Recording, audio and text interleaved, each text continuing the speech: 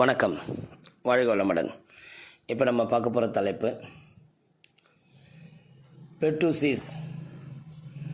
பெர்ட்டுசிஸ் என்கிற தலைப்பு. இதை தமிழ் படுத்தோம்னா கக்குவான் இருமல், பெர்ட்டுசிஸ். இந்த டுசிஸ் என்ன கஃப், இந்த பெர்ங்கிறதுக்கு என்ன அர்த்தம்னு பார்த்தோம்னா வழியாக ஊடே.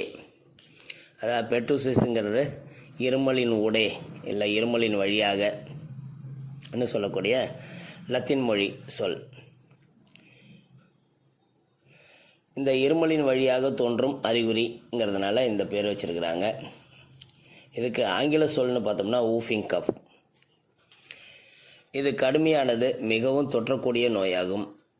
காற்றுக்குழல் கிளைகளிலும் மூச்சுப்பாதையின் மேற்பகுதியிலும் தங்கி தொல்லை தரும். பொதுவாக இந்நோய் 10 வயதிற்கு கீழுள்ள குழந்தைகளைத்தான் தாக்குகிறது. சிசுக்களை தாக்குமானால் ஆபத்தை விளைவிக்கும். சில குழந்தைகள் ஒன்றுக்கு மேலும் தாக்குதல்களுக்கு உள்ளாவது உண்டு.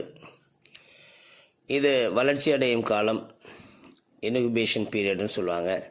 பொதுவாக இது உடம்புக்குள்ளே 7 நாள்லேருந்து 14 நாட்களுக்கு உள்ளிருந்து கொண்டு தொல்லை தர தயாராகிறது. இது உள்ளுறுப்புகளுடன் போராடி பலவீனப்படுத்திவிட்டு தன்னோட ரியல் சுய உருவை காண்பிக்க செயல்படும் கொண்டுள்ளதாக கருத வேண்டும். ஹீமோபிலஸ் பெர்ட்டுசிஸ்ங்கிற கிருமி இதுக்கு காரணமாக இருக்குது. இந்த கக்குவான் இருமலை பற்றி மக்கள் கூறுவது வருவது 6 வாரம், போவது 6 வாரம் என்பதாகும். அதாவது இது சளி, சுரத்தல், வலிப்பு, கிரிட்டிக்கல் என்ற நிலைகளாக பிரிக்கிறாங்க. அதாவது கேட்ரால், கன்வல்சிவ், கிரிட்டிக்கல், CCC. முதல் நிலையில் 2 வாரங்கள் அதிக அளவு சளியையும் கொஞ்சம் காய்ச்சல் என்றையோ தொடர்ந்து இருமலும் காணப்படும் போது நோயை நிர்ணயிப்பது ஒரு கடினமாக இருக்கும். 2ஆம் நிலையில் இருமலானது மிகவும் அதிகமாகி நோயாளியை தொடர்ந்து இரும செய்து இடையில் கேவுவது போல் இழுப்பாங்க, அந்த மாதிரி சவுண்டு வரும். குறியை தோற்றுவித்து சளியும்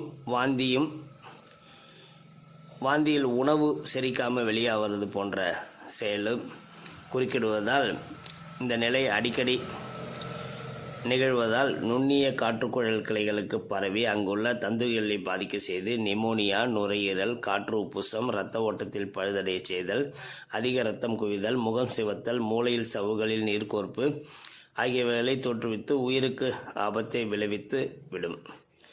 நோய் தாக்கப்பட்டு 4 வாரங்களுக்கு பின் படிப்படியாக குறைந்து வரும்.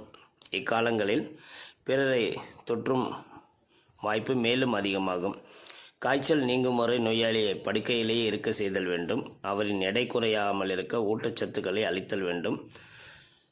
தான் உள்ள அறையில் தூய காற்று பெற ஏதுவாக இருக்க செய்தல் இருமலின் வேகம் குறையக்கூடும். இவ்வாறு ஒவ்வொரு முறை இருமல் வாந்தி எடுத்த பின்பும் இடைவெளியின் அடிக்கடி சிறிது உணவு தருவதால் உடல் பலகீனத்தை போக்க உதவலாம்.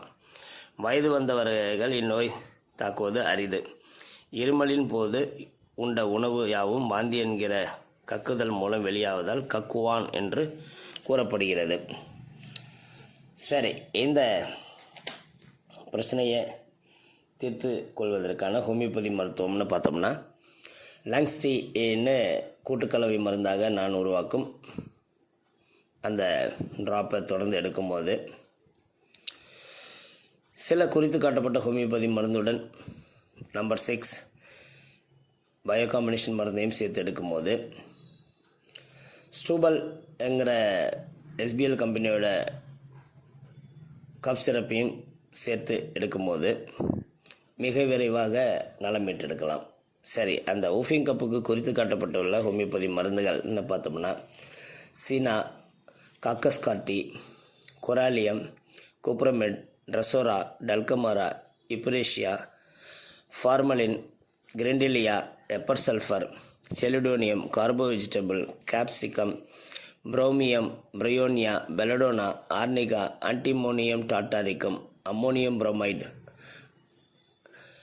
அக்கோனைட் அம்ப்ராக்ரேசியா, ipecac, kali bichrome, ledum, mephitis, mercurius, naphthalene, natrum mur, nux vom, passiflora, pertussin, pulsatilla, sepia, பிராட்ரமால் என்ன பல மருந்துகள். இந்த கக்குவான் இருமலே வராமல் தடுக்கக்கூடிய மருந்து பெர்டூசின். இந்த பெர்டூசினுங்கிறது இந்த வைரஸ்லேருந்து எடுக்கிறது தான். அதனால் இந்த கக்குவான் இருமல் இருக்கும்போது அதன் தாக்கத்தை குறைப்பதற்கு கூட இந்த பெர்டூசினை உபயோகப்படுத்தி கொள்ளலாம். மேலும் இந்த குழந்தைங்களுக்கு இந்த மாதிரி கஃப் இருக்கும்போது ஒரு நல்ல மருத்துவம் உடனடியாக கிடைக்கப்பெற்றால் இந்த கஷ்டங்களை குறைத்து உடனடி தீர்வு அவங்களுக்கு கிடைச்சா நலம் மீட்டெடுப்பதில் ஹோமியோபதியின் பங்குங்கிறது நீங்கள் ஆச்சரியத்தடப்பாக்க விதத்தில் இருக்கும்.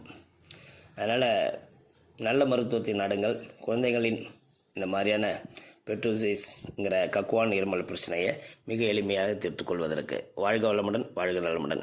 இந்த மாதிரி ஹெல்த் ரிலேட்டட் பதிவுகள் உங்களுக்கு தொடர்ந்து கிடைப்பதற்கு Pondicherry home learning forum YouTube சேனலை சப்ஸ்கிரைப் பண்ணுங்கள், கமெண்ட் பண்ணுங்கள், லைக் பண்ணுங்கள். உங்கள் நண்பர்கள் உறவினர்களுக்கு இந்த பதிவை ஃபார்வர்ட் பண்ணுங்கள், ஷேர் பண்ணுங்கள். வாழ்க வளமுடன்.